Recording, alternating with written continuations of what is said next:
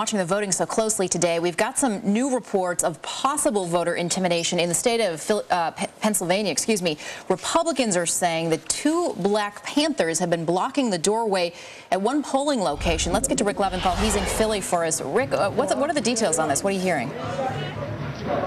Jane, I don't even know where to begin, but we have reached a polling place in the city of Philadelphia. One of the 2 Black Panthers who was allegedly blocking the door of this polling place is standing right over here, who then accused us of intimidating voters because we were here with a camera and a microphone.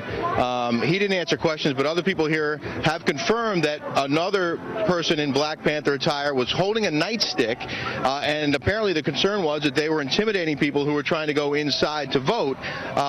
A Republican poll observer actually called the police. The police were here. We missed them. They came and they left.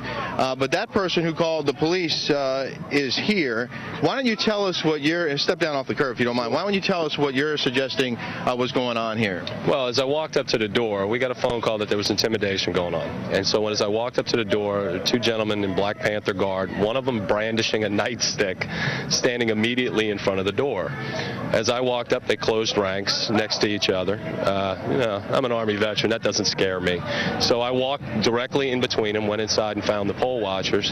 They said they've been here for about an hour, and they told us not to come outside because a black man is going to win this election no matter what.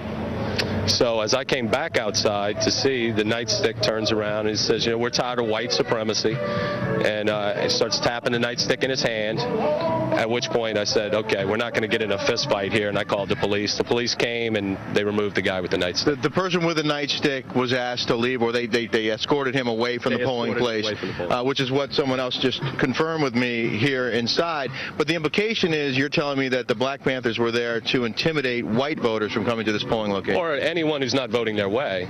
You know, I don't know. Just a guy standing in front of a polling place with a nightstick is an intimidating factor for all voters.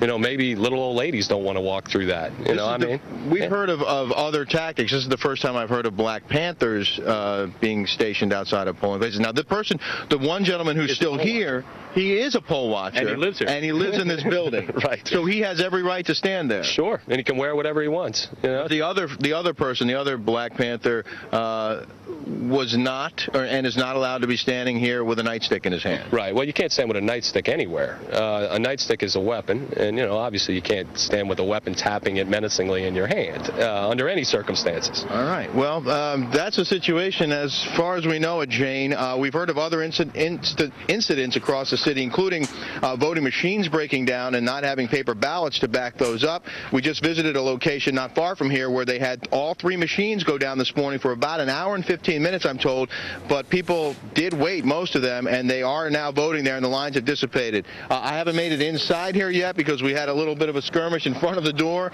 but apparently there is voting going on here as well, and at this point, I guess anybody who wants to vote here, who's legally allowed to vote here, presumably can vote here. Rick, I know the Philly Police Department doesn't have enough people to man every single polling site in the city, but as far as you understand it, the police have come and gone. I mean, is there anybody there monitoring what's going on if some of those guys are still hanging around?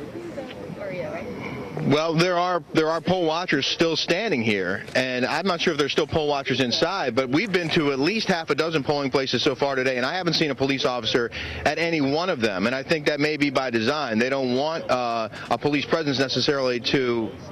That also could intimidate some voters, presumably, sure. But we have not seen any police at any polling place, and this is the first we've heard of any problem that might require a police presence. The police did come, we're told. They did escort one gentleman out of here. The other guy has every right to be here, and he's still standing guard out there in front of the door. All right. I mean, it's true in polling places in some parts of the country, they actually don't want the police there on site, but if there has been a problem there, you wonder if they're monitoring it. Rick, keep us updated. Plenty going on there for you. Yeah. I'm not going to be bored today. It does seem odd that the one guy is able to stand there in a Black Panther uniform as an official poll watcher. We'll get into that anyway.